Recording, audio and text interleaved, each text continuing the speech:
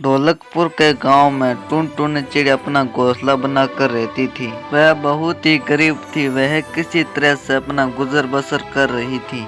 उसका कोई मित्र नहीं था। उसका माता पिता की मौत के बाद वह बहुत ही उदास रहती थी। वह दाने की तलाश में इधर उधर जाती और अपना पेट भर लेती थी। हंसना मुस्कुराना तो वह जैसे जानती ही नहीं थी। यह दिन टुनटुनी चिड़िया उदास बैठी थी और उसको एक आवाज सुनाई देती है। अरे टुनटुनी, तुम हमेशा उदास क्यों रहती हो? तुम उदास रहती हो तो मुझे बहुत दुख होता है। तुम अपने लिए तो उदास रहती हो, लेकिन मेरे लिए तो खुश रहा करो। कौन बोला? किसकी आवाज थी? यहाँ पे तो कोई नहीं है। तो किसने बोला?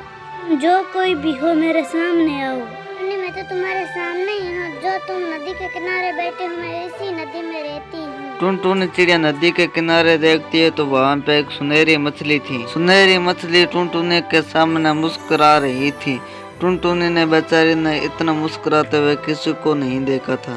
ओ, तो तुम हो। आज तक तो तुमने मुझसे कभी बात नहीं की, तो आज अचानक तुझे मेरी याद कैसे आई? प्यारी टुनटुनी, मैं तो तुमसे हमेशा ही बात करना चाहती थी, पर मुझसे तेरी मुंह पर उदासी देखी नहीं जाती थी। तो भला मैं तुमसे बात कैसे कर सकती थी?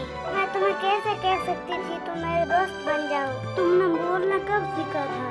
रात में सभी जलपरियां सो जाती है, तब हमारी रानी जलपरी आती है और सभी को लोरी गा के सुला देती है। जलपरियां सो गए पर मैं उदास थी। तभी मेरी जलपरी ने पूछा, तुम्हारी मुंह पर उदासी क्यों है? मैंने कहा, मैं टुनटुनी से ढेर सारी बातें करना चाहती हूँ। फिर क्या, मेरी रानी ने मुझे आवाज दे दी और मैं तुमसे बहुत सारी बातें कर सकती हूँ।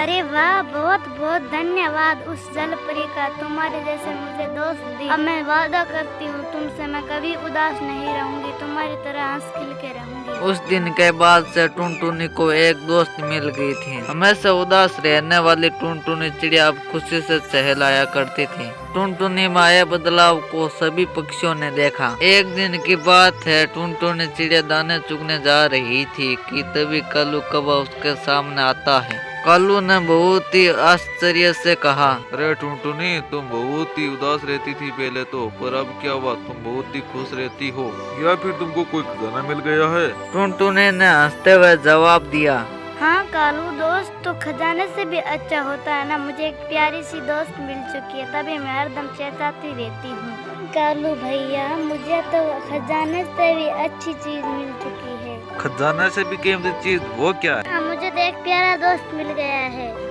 कहकर हंसते हुए टुनटुनी चिड़िया वहाँ से उड़ जाती है और कालू कौवा डाल पर बैठा सोच रहा था। इस गरीब टुनटुनी को ऐसा कौन सा दोस्त मिल गया जो खजाने से भी कीमती चीज है? तभी वहाँ पे एक तोता आया। अरे भाई कालू कौवा, देखा टुनटुनी होकर कितनी खुश रहती है। हमेशा दुखी रहने वाली टुनटुनी चिड़िया बहुत खुश रहती है। तुम्हें बताया क्या उसने? मुझसे बोली कि उसको कोई खजाने से भी कीमती दोस्त मिल गया है। खजाने से भी कीमती दोस्त? तो आज मैं उसको पता लगा कर रहूंगा। उस दिन टुनटुनी चिड़िया जब दाना चुग कर आती है तो वह सीधी अपनी दोस्त सुनहरी मछली के पास बातें करने चली जाती है। मेरी तब से तुम आई हो ना, मेरे आमदनी भी बढ़ने लगी है। मैं आज जहाँ काम करने गई थी, आज मुझे वहाँ पे दाने मिले। दाने को जमा करके रखूंगी ताकि मुझे बारिश की तरफ से कि मुझे मुश्किल ना हो। कि तो तुम हो प्यारी टुनटुनी, तुम्हारी वजह से मेरा भी सुनहरा रंग बहुत चमकीला हो जाता है। अगर मैं भी चिड़िया होती ना, हम दोनों आकाश में रेस लगाते, दोनों साथ में ही दाना ढूंढने जाते।